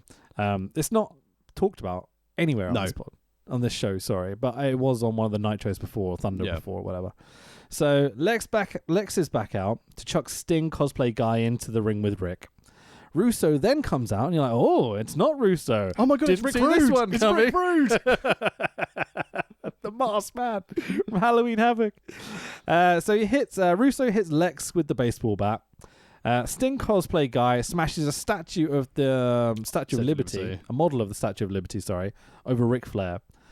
Sting cosplay unveils himself to be David Flair. Yeah, who we kind of all knew it was the second he came out because the whole wig's kind of peeled back. You can see it's David. But anyway, Russo goes, start the clock, and the 5 minutes begin with Russo and Flair. So Russo and David attack Flair, doing embarrassing stuff. Russo does crotch chops over and over again because he thinks he's cool or something. No, because he wrote DX, he created DX. Oh, of course. And Steve Austin. Yeah. He created The Rock. He created Austin. Exactly. Yeah, for sure. Yeah. So, woo! Not that woo. It's the Wolfpack music again. Bum, bum, and it's just fucking the coolest music ever. Nash is back out because apparently this is all Kevin Nash does now, is just come and save his friends. Not the whole Millionaires Club, just Nash. Nash needs to do this, But out of fucking nowhere, Daff has arrived. So I'm like, Daphne, yeah! In a pink wig and a top that says, I love David. And you're like, I like this little gimmick of her being like, in this weird relationship with David Flair. And like, always enjoyed Daphne's work, even when she went over to TNA with her stuff with Raven as well. Shame the lawsuit happened with TNA, so she couldn't carry on. For sure. But she had the neck injury and everything, And then they did this. Oh, Rosemary. That'll do us, Daphne. Yeah, it's close enough, Yeah. I haven't seen anything from Daphne in a long time now. No, me neither. It's been out of the business for a while, I think. Anyway, so Russo, David Flair, and Daffers celebrate at the end and walk to the back. And it's they don't do the 5 minutes thing, really. It only lasts a minute or two. But it is what it is. Yeah, time constraints. Yeah, probably they're not going to pay this off at any point. Why bother having a gimmick? I don't fucking care. I'm never watching this again. So it's like, it's what it is. So next up, we get a video package of Sting and Vampiro. Again, a bit better this time. Like, they put some time and effort into this video package because it's a feud that have been building up for a long time. So lots of footage. Finally, some footage. Yeah, for sure. That backlot brawl at the start of Nitro last time. Oh, pity. Oh, that was bad, wasn't it? Bam walking past. That was good. Oh, yeah. So promo voiceover. They do all the carry spots with the blood coming down from the ceiling. Walking about graveyards. What? Carry spot. Very nice. Well, it is, it's the same thing. So there's lots of Vamp is the anti-Sting talk. And I'm like, ooh, the anti-Santa. Anyway, so next up we've got Sting versus Vampiro. Not bad. No. Could have. I was expecting more. Yeah, when I heard these two guys are feuding to start with in this trilogy we were doing, I was quite excited. Didn't really pay it off at all. No, very disappointed by the whole thing. This is the payoff match, and it's reasonable, but it's not what you want it to do. No. It doesn't do what you want it to do. Sorry. It doesn't elevate Vampiro to the level it needs, and it doesn't make Sting look like the dominant top babyface. No. So Vampiro is waiting for Sting on the entrance ramp, and you're like, okay, going for a hot start. But it's pretty crap. It just kind of comes out, and they just start fighting, and it's okay. Sting enters, they walk and brawl. Sting does all the high spots, diving off the top turnbuckle to the outside, for example, which was pretty cool. Commentators chat about how this is the best Sting there has ever been. They clearly don't watch much WWE or WCW or NWA. Surfer Sting? Yeah, he's not there, is he? Any Sting. Well, I like Crow Sting, but not in this feud. No, it really wasn't his best, was it? Let's be honest. Sting has had some great matches. He also had some fucking terrible matches. Like botching the finish against Hulk Hogan with the big comeback, Yeah. Like, I'll never forget that botch. But this is the thing. So, Sting was a staple of WCW. Yeah. And while we're talking about this is the end of the trilogy, I'm not sure we're next going to see a Sting match. Yeah. Sting is the ultimate good guy for WCW. Sting is the ultimate good guy for WCW. But was he ever all that? Again, because... But in the same way, is John Cena all that? John Cena drew... I mean, this thing, John Cena drew and still continues to draw a lot of money. And I know that's not necessarily the be-all and end-all in wrestling. But you look, as we said... You could say it is the be-all and end-all of wrestling. Well, I'm just trying to sort of cast a wide net here. But yeah, John Cena's not great in the ring, but he's had a lot of memorable feuds. Yeah. John Cena's made a lot of money. So And Sting. But was Sting ever mainstream? Yeah, absolutely. Sting was always the very top guy for WCW. Yeah, that's what I'm saying. He was, but He's the face. but for the non-wrestling audience, because John Cena, The Rock, That's a Hogan. fair point. He never really got outside of wrestling, did he? Well, that's what I'm saying. Did he ever catapult WCW into the mainstream? Because when they were having the big feuds of Hogan, who was teaming with Rodman and Malone? It wasn't Sting, because he wouldn't have fitted his character. DDP had more name value in the mainstream than Sting did. But you could say the Hulk Hogan heel turn, which is the most important thing for WCW to survive in the NWO, works because you have Sting as the face. Yeah, but then Sting was out for the whole year, hiding in the Crow, but building up the Crow character. But you were still always building to Sting coming back to fight Oh no, Hogan. but that's the thing. But I'm not denying that he was the focal point of WCW, because he was. Yeah. I'm just saying everyone Wait, always who? raves about Sting. Sting. Yeah, Okay. saying that he's one of the greatest of all time. But would have the Sting character been a more of a mainstream appeal had it been in WWE with their marketing engine Oh, behind definitely. him? Yeah. Or do you think it would have fallen by the wayside because he would have just been fed to the Undertaker? Well, that's the thing. If they'd have booked Sting in as a top guy, he would obviously been a much bigger star in WWE, Yeah. WWF, whatever. But they wouldn't have booked him like that. They would have booked him like a piece of shit Are because you- he's a WCW guy. Final Sting-based comment. Are you ready for a bold prediction? Which Go on. we'll remember, episode 36 of the World of Wrestling podcast. On Friday, in the Super Showdown, Yep. in the unnamed country and all the commentary stuff for WWE, we have Goldberg versus Undertaker. Sting is very much retired. Yeah. I guarantee in the next 2 years of these Saudi shows, you're going to get Sting Undertaker. Yeah, it feels like it. It's easy money. They're Yeah. going to pay you $1 million or $2 million to come do the show. I'd fucking do it. Do an entrance. Undertaker will bump you a few times. Yeah. Eat a chokeslam. Or so you don't have to bump. Hell's Gate. Done. Am I going to watch it? No, I'm disgusted by the idea of the Saudi shows. If I was a pro wrestler and I was going to use the word washed up. That's not really the way to put it. Retired, I think, is a better way of putting it. And someone goes to me, give you £1 million if you come do one match in Saudi Arabia, you get a holiday. I'd be like, yeah, okay, I'll do that. I could use another house. Why not? This is the thing on the Saudi shows, and obviously slightly dubious territory. WCW, they went to North Korea once, so this is why we can talk about people going to odd lands. Different times, different circumstances, but yes, Yeah. okay. I would, at the drop of a hat, if someone said to me, "Here's $500,000, come and do a 5-minute match," Yeah, I'd be on the plane. yeah. As big $500,000, I'd be like, oh, I think you can do better than that. With the Saudi money involved. I'm Tax freaking Williams, I'll take $500,000. I get to fly business, right?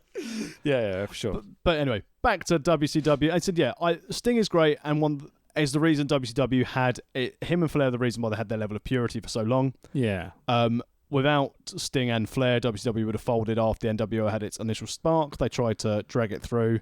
Sting, not as good as I think people make him out to be. I agree with you. Yeah, Ric for Flair sure. made Sting. Mm. Ric Flair got the best out of Sting. Outside of his matches with Flair, I can't think of any other good Sting matches that I go, oh, that would be in like my top 10 matches I really want to watch. Yeah, I would say he always was working against the grain.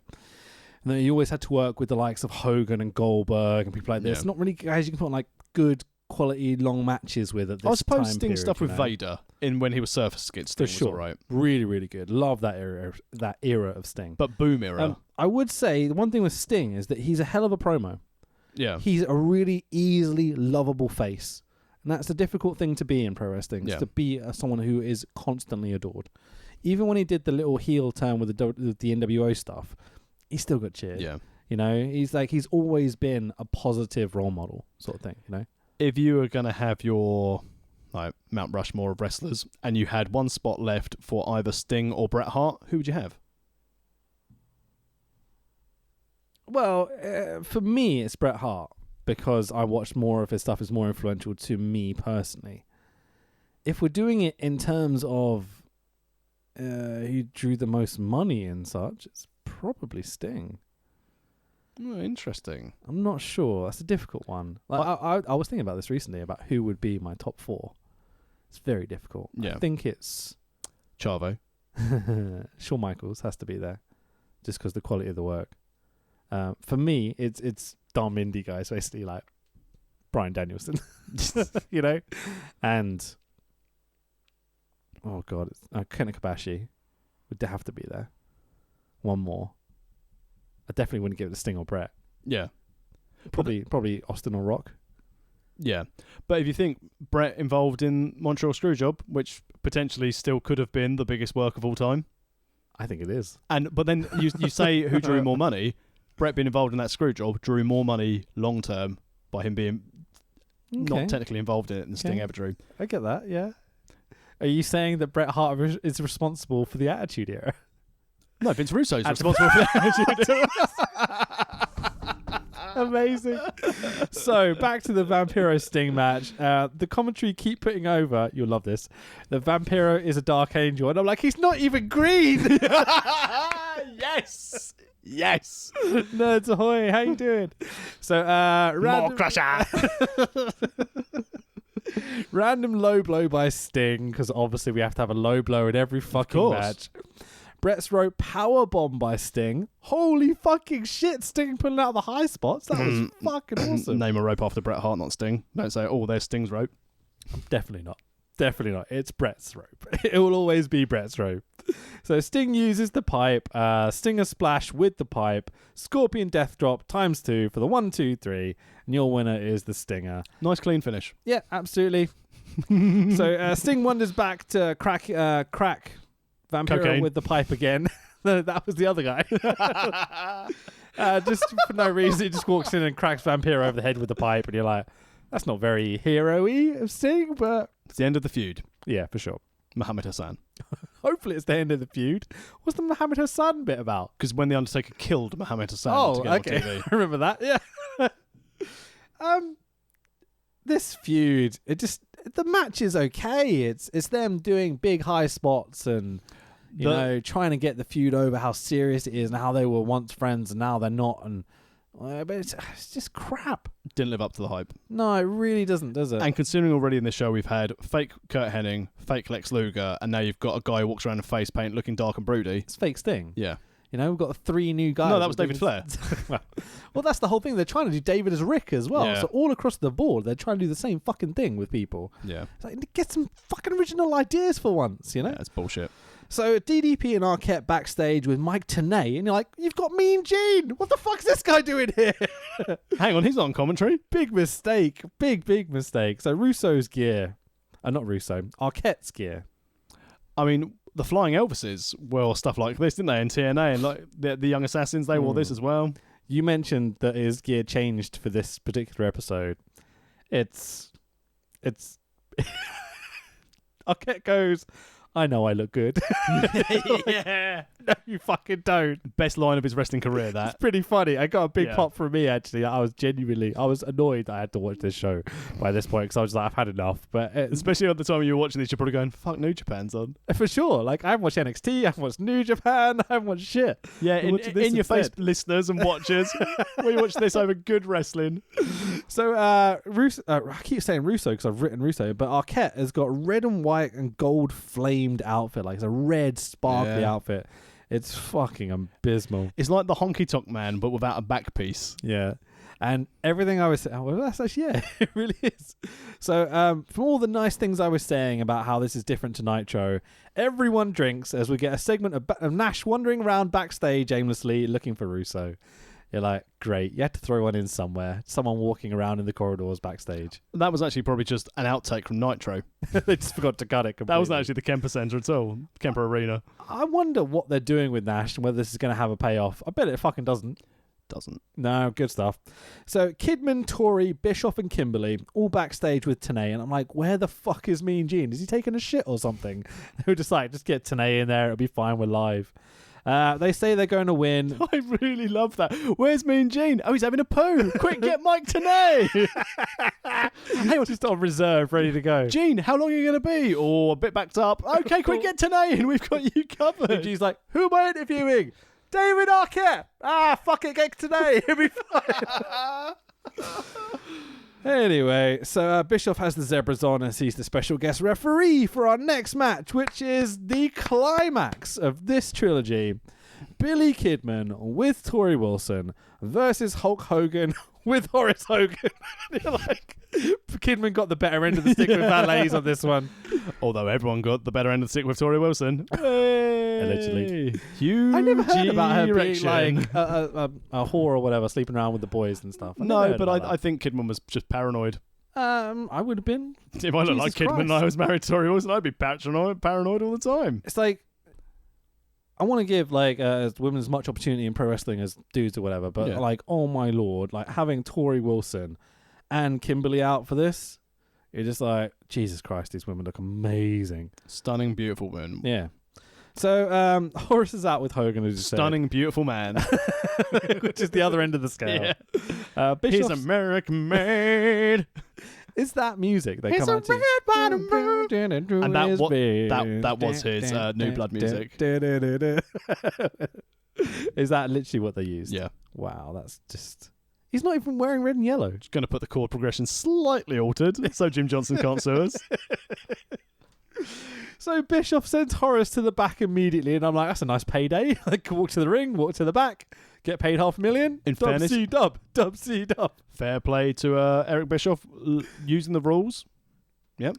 He can eject people if he wants. Okay. He's a referee. He can do what he wants. So Hogan chases Kidman to start. Hogan going for big power spots as Kidman does some nice speed, kind of technical reversal stuff. Yeah. It's like a nice story. Like, it makes sense. Big, strong, and slow versus small, fast, technical-ish.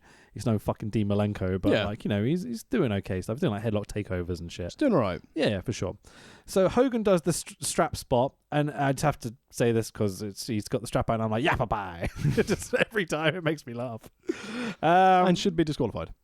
Oh, for sure, yeah. But relaxed rules and such. But Booker T doing an axe kick gets you disqualified. But Hulk Hogan using his strap to whip people, not a disqualification. Racism. Pretty much, man. So Bischoff takes the strap off Hogan, ends up handing it to Kidman so he can do Hogan's spot, which is quite funny. You know, it's okay. Genuinely, this is quite a fast-paced match. Hogan not letting up. Like, whenever they go to do, bails him to the outside or does a spot, he immediately picks him back up and continues to do it. You know? Yeah. Hogan wrestling a different style. Very unusual. This is not a Hogan match at all. And we've already said this so far on this pod, so we've had Meat being the new Mr. Perfect. It's great to see Kidman's going to be the new Hogan. Fucking great. So then Ref Bischoff does shenanigans and all this sort of bullshit. Bischoff won't count the pinfall for Hogan. Bischoff and Hogan are genuinely funny at times, where Hogan comes up to Bischoff and he's like, I've got the stripes. He's like, I order. And Bischoff is like, but I've got the stripes. And it's like, what? Me? I know I'm probably more biased now because I listen to 83 Weeks a lot. And I really like listening to Bischoff talk. Yeah. But he's really good. Yeah, very good. Great really character. Good here. Really good on screen. Like, can kind of put wrestling stuff together as well. Yeah. Like when he has to take a bump or he... He'll do it. Yeah, he's okay. Not bad at all. I enjoyed his WWE run as well when he came in. Yeah, for sure. I'm back. Like, just the moment that hit, I was like, oh, okay, here we go. This is going to be fun. Great lyric. And again, just shows the entrance makes the wrestler. I think he'd be a very good heel on-screen character for AEW. Yeah. You know, he can come out and be like, I'm the guy that beat Vince, not you guys, you know, all this sort of shit. Yeah, Jericho can say it. I don't think they need... I mean, again, we digress a little bit. AEW don't need to go for the old guys. They need to look for the new guys. Oh, I agree with that. They need to attitude era it. But you mentioned Jericho. Think about the history with Bischoff and Jericho. Yeah. You could play off that like so quickly. Like, I would love to see Bischoff involved a little bit. Not creatively, not business-wise, just as a character. I can imagine what would the first... Okay, Eric, we'd like to bring you on. Oh, brilliant. Yeah, and Hulk's available too. And Hulk's like, I've got Jimmy Hart available. Yeah. Have you seen Sags and Knobs anywhere? They're looking pretty good. Brutus. Like, we've got him. Orlando Jordan Hall can of come in Fame. as well. Have you seen Chris Masters? So we get a bit of a walk and brawl in the match. Bischoff stops Hogan from dropping the leg, and you're like, oh, he stopped his finish.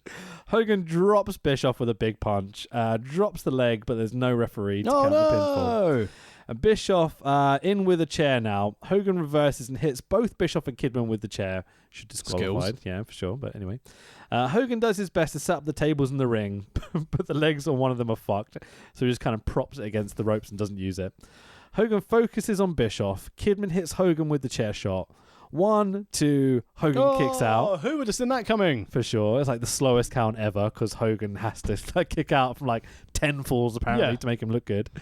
Hogan powerbombs Bischoff through the table after gaining the advantage again. Bischoff takes a hell of a bump. Like, it's actually quite good. Like when Nash powerbombed him at Bash at the Beach when they first debuted, and like Bischoff just went flying through it.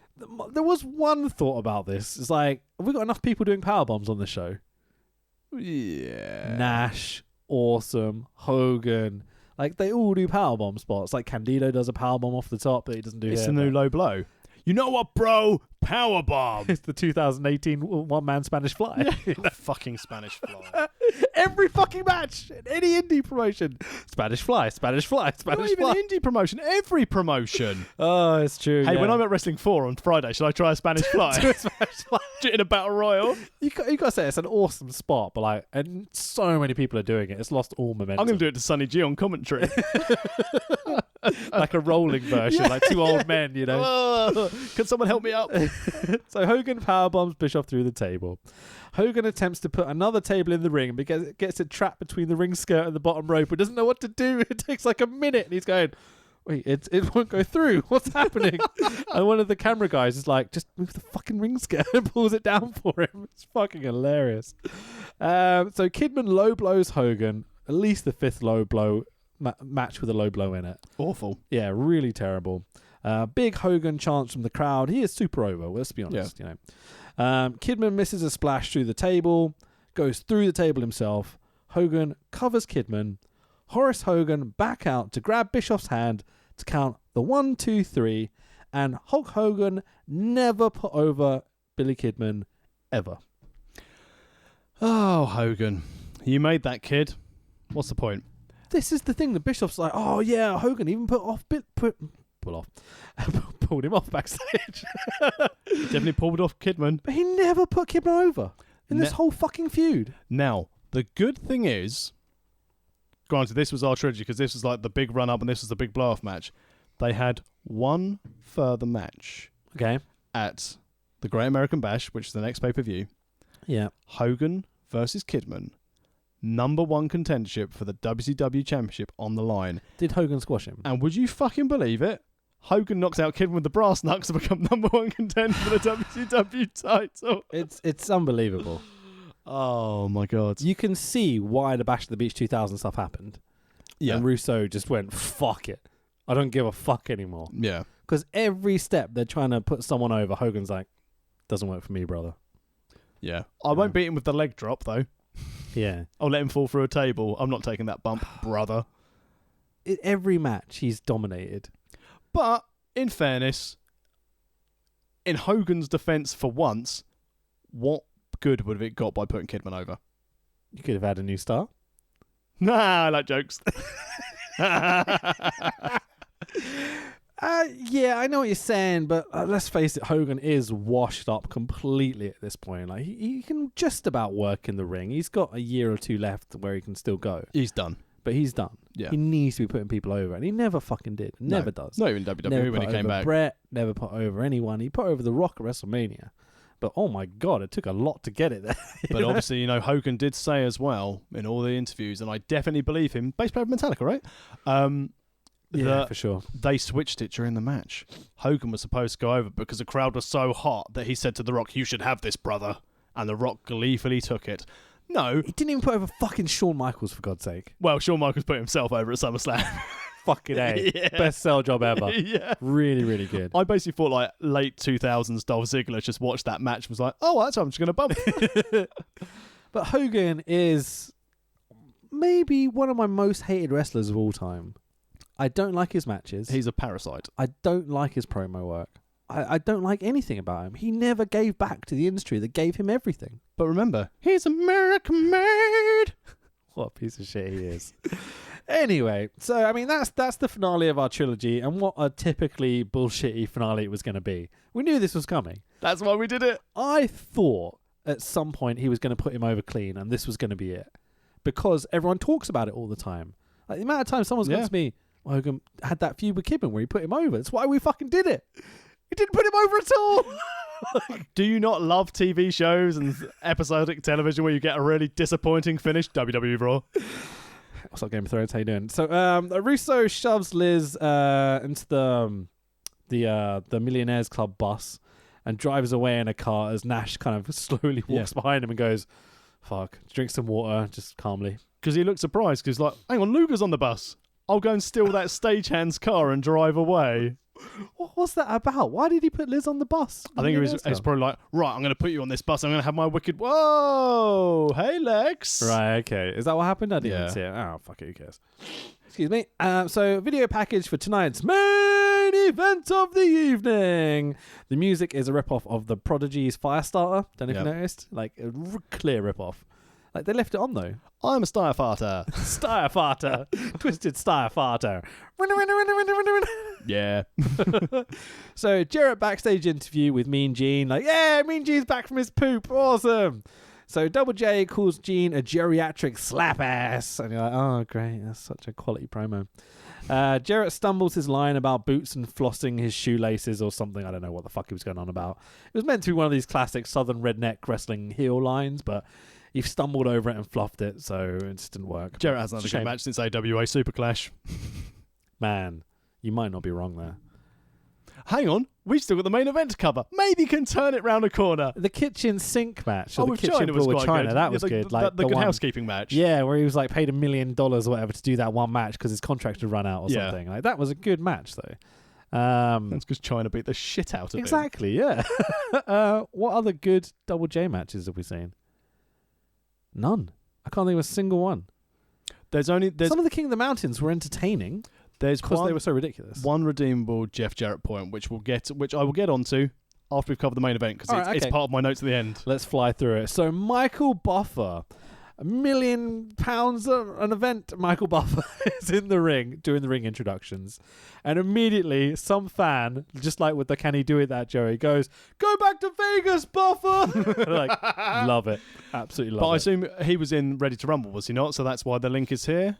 What, Michael Buffer? I think he was like cameo in it, wasn't he? You know he used to do all the ring introductions for WWE's big pay-per-views, right? Yeah. Okay, just checking. Sometimes he'd be on fucking Nitro and stuff as well. But I was going to say, I thought he was in Ready to Rumble as well. I wonder if they had the link to the Triple Cage. Genuinely don't know. Okay. Never liked him. Prefer his brother. Bruce. Bruce Buffer is a don. Like, his introductions make me go like, oh yeah, let's fucking kill each other. Michael Buffer does it. I'm like, oh, you sound like a bit of a douche. Now we are ready for our main... Are you ready? Nice said. Oh, fuck off. Yeah, it's really annoying. I don't Go like back him to at all. Vegas, Buffer. For sure. Not to be confused with our good friend, Buffer. I love a bit of Buffer, yeah. Did you see that he was fucking really... Brock Lesnar stealing the gimmick, piece of shit. Did you see that I commented on that? I said to Buffer, I said, someone who's called the police, there's been a robbery. Buffer loved it. Nice, man. So... Oh, I miss OWE. Buffer does his intro, and the cage lowers. Okay, so we've got the normal cage, which is basically the Hell in a Cell, the big one. We've then got the hardcore cage, which is above that, which looks just like a normal cage with a roof on it to me. And with the wobbliest floor I've ever seen on any structure ever. It looks terrifying. Like, I'd be dangerous. I would genuinely be scared being in there. And then we've got the guitar cage, which is like a miniature cage put on top of the other one, hence the 3 tiers. Basically every music shop in a tiny village. Yeah, pretty much. But with like the imploding guitars made of like, you know, less material than my shitty desk, you know. Anyway, so there are ladders set up on the floor, and I'm like, what's going on here? I didn't quite understand why the ladders were there, but it gets pretty obvious. So random cane pyro from the corner spots as the cage lowers down. We get more pyro off the cage itself as well. So essentially, it's quite a sight, you've got to say. It's quite an intimidating thing to have there. So it's the Hell in a Cell, essentially, with a cage on top of that, with then a mini cage on top. And it's our WCW World Heavyweight Title triple cage match. A triple threat cage match. Very quick. Go on. Very quickly. The promo leading up to this. To announce who's in the match before we do this? No, because... Okay, announce who it is, then I'll do my Bischoff bit. So we've got our WCW World Heavyweight Champion of David Arquette versus Diamond Dallas Page versus Jeff Jarrett. In the build-up to this, do you not recall the slight little... the little Bischoff cock-up that they left in? No. What did he do or say? they basically said instead of going like, oh, it's going to be the 3-way dance or the three, the triple threat. Yeah. He's and it's going to be a 3 dance. Oh, 3 dance. Nice. Very nice. So the chosen one. Chosen one. Nice little reference. Chronic. For life, It's all right.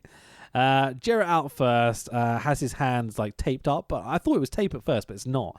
It's like kind of like rubber glove things so you can climb up the cage and stuff, I'm assuming. Yeah, I think so. It looks okay. It looks a bit weird. It makes it different, I guess. It's like when people now actually have like street fights or brawls, or they come out actually in their street gear now rather than their ring gear. Yeah. Although fair play to Jinder Mahal, full kit wanker on the golf course. Fucking A. Well done, Jinder. Absolutely. I saw that clip, even though I don't watch WWE anymore. So Arquette out second. I mean, his gear is just so perfect. The pose he does is just perfect. It's so bad. It's well played, David Arquette. I don't know what he's doing here, but it's hilarious. You're not a wrestler. Shut up, Monica. Self-high fun. No, it's the network, so we've got this crappy overdubbed bullshit music. But I missed the crappy. I missed the Smells Like Teen Spirit ripoff so much, but it is what it is. So Arquette does lots of running away and watching Diamond Dallas Page and Jarrett doing wrestling. Cage is suspended from the ceiling, so it's not quite touching the floor. So every time they throw each other into the cage, wobbles about 3 foot either way. It doesn't look the most. It's not sturdy at all, is it? No. It loses a lot of the intimidation factor when the cage wobbles around every time. So they can't do a lot of the typical cage spots. Yeah. It's a shame, I think. But it's a big fucking thing to achieve, Yeah. So Diamond Dallas Page bumps Jarrett into Arquette. Diamond Dallas Page ducks a Jarrett clothesline and Jarrett hits Arquette. So Arquette got his spots in. Yep. He was in place for them. Good job, mate. Jarrett blades. I have no idea why. I didn't see why. Woo! It felt like we've got to have a blade job somewhere. Yeah. We haven't had blood on this pay-per-view yet, so exactly. Go for it. And we can do this because we haven't got the fucking network people going, oh no, we're on Turner. You can't do blood on Turner, So there are hatches or trapdoors on the roof of the first cage that you can access the second cage. I'm like, so that's why we've got the ladders. Oh, yeah. The way to win this match is to get outside the cage and then just climb up the outside. Yeah. No one seems to realise this at any point. But there's a ladder in wrestling. Use it. So DDP and Jarrett make it up to the second cage after about 2/3 of the match, which is in the bottom of the cage, because obviously the safest version. They're like, we'll just do the match here, and then we'll do the end spot when we go up. We'll do the gimmicks later. Yeah, they barely utilize the fact this is a 3-tiered cage until the end. So they escape this layer of the cage.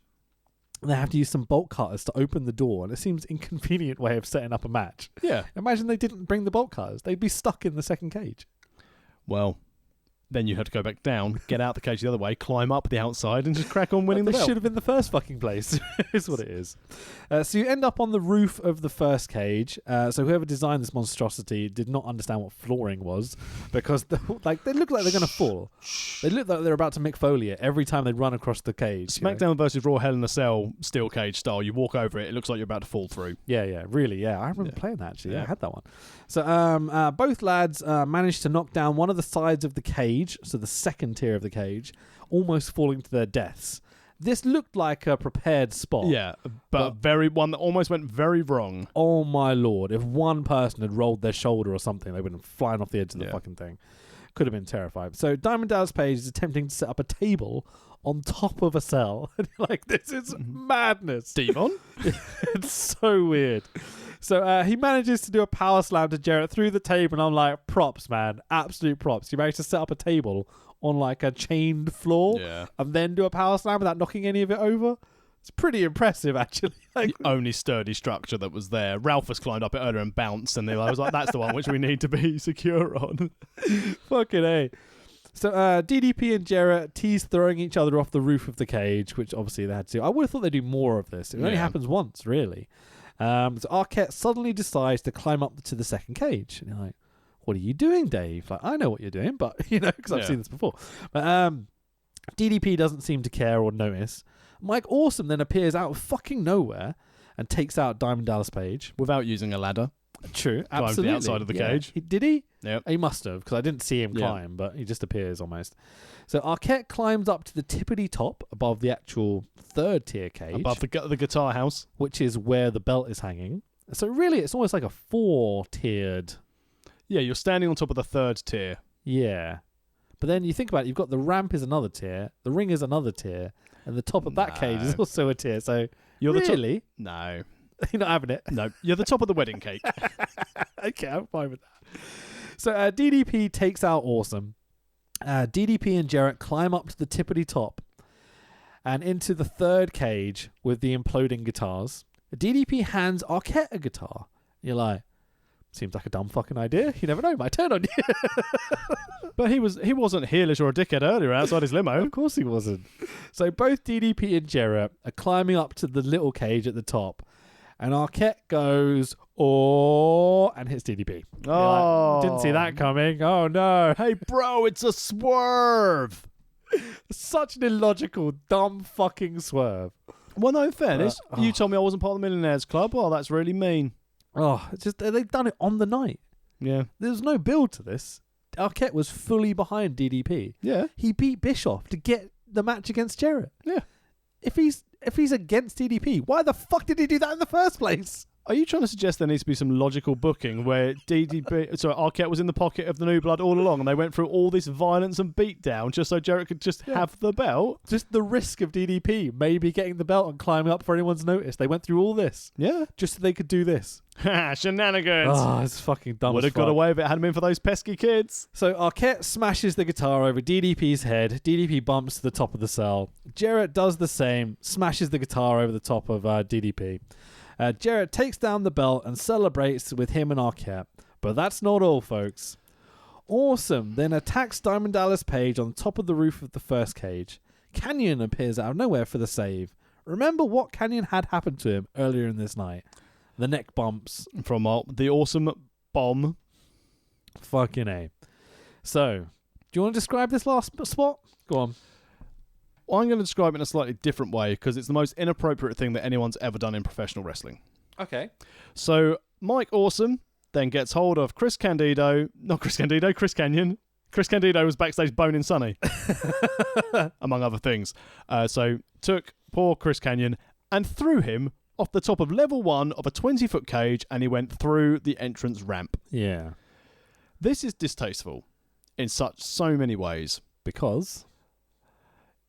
The 23rd of May, 1999, in the Kemper Arena in Kansas, Missouri, where we are at the moment, is where Owen Hart had his tragic accident and died in the ring. Yeah. A year removed from that, this is the 7th of May 2000, in the same arena, they throw a man from the top of a structure. No, not for me. Yeah. It's very distasteful. It's very typical WCW. I will say, I will never forget that spot. Yeah. I remember seeing it as a kid and going, holy shit. Yeah. Seeing it on this show now back, you're like, it's reasonably safe. But the distance from the cage to the ramp where Canyon ended up, they went a long way. For sure. Like, it's a terrifying spot. Yeah. Doing it, I'd be shitting myself.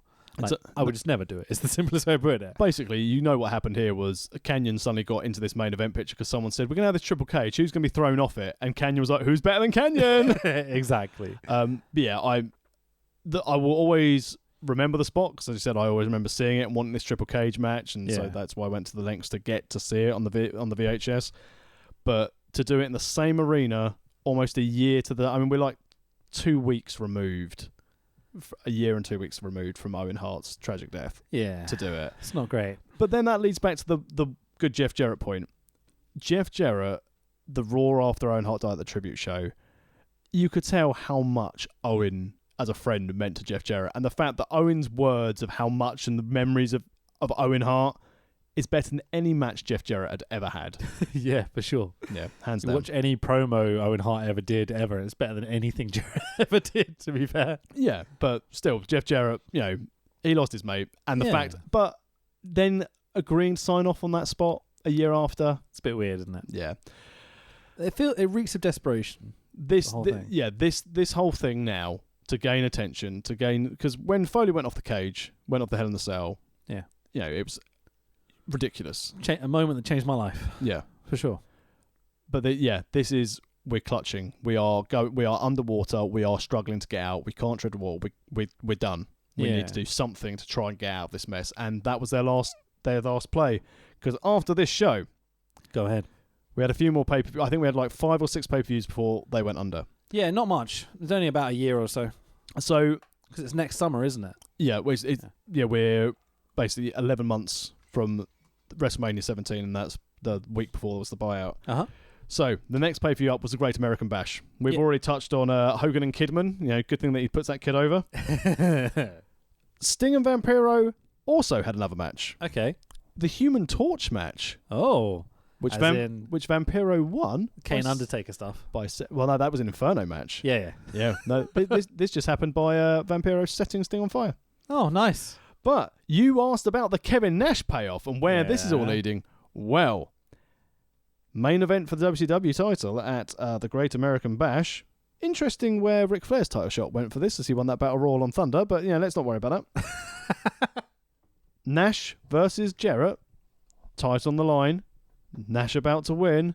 Who comes out, turns heel, and joins the fucking new blood? Bill freaking Goldberg. Oh, really? Okay. I kind of remember that. Yeah. And after Great American Bash, we then went to Bash at the Beach, where we had Hogan get fired, and then that was it. It all turned to shit from there. Yeah. That Bash at the Beach is, again, another turning point, really. Yeah. When they do the whole shoot worked bullshit. I've got a wife. I've got 3 kids. I ain't got time for this shit. I really don't need this sorry. shit. It's okay. I know that quite inside out because obviously I did it for the pod. But yeah. It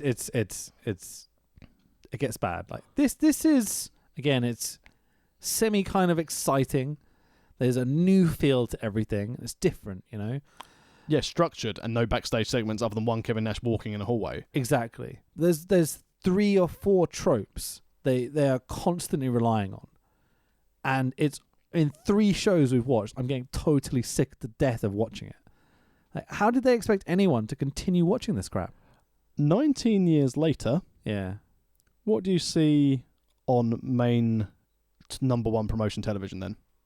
What Raw or whatever. Yeah, what's your reaction when you watch the current... I know you don't really watch the current product, but Yeah, it's difficult for me. but here you go.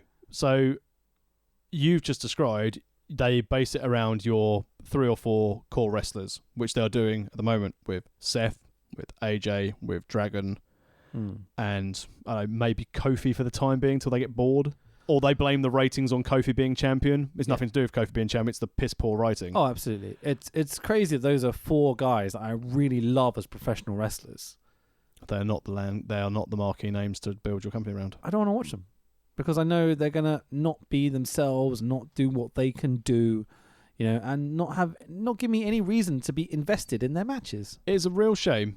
And again, WCW tried it, and they tried to bring in new stars and tried to make people have relevance. WWE have probably, in our lifetime, the best in-ring talent they have ever had. The roster's insane. But the storytelling, the promo ability is dog shit. Yep. And the worst thing is, and I will say this now to wrestling fans in general, so-and-so should go to AEW, so-and-so should go to WWE, he's too good for the indies. Be very fucking careful what you wish for. Yeah, feels like it, doesn't it? And also, don't keep saying, AEW should sign him, AEW should sign him. No. Just let them do their own fucking thing. If they want to have 1 or 2 people from WWE when their contracts expire, as you said, Steen and Generico will go, and I think the Revival will go. But out of the Adam Cole, definitely. Yeah. Out of the entire roster, that's the only 5 they could possibly want and or need. You know what I thought about this week? Like, I agree with what you're saying. I don't want a big bloated roster for AEW at all. They definitely could use 20, 30 more stars, you know what I mean? But then you get the issue of, like, how do you keep them as stars and how do you book them and all this sort of shit? And also, you've only got a one show, 2 hours TV. Yeah. You need a roster of maybe 30 to be able to do it. And you've got your, let's say, 4 top guys, 4 top tags. Yeah, I get it. Yeah, for sure. 6, 7 decent women. There's one person on the WWE roster that I would be like, yeah, that could work. Randy Orton. Velveteen.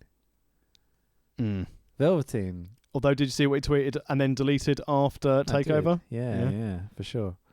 I think he could be the guy.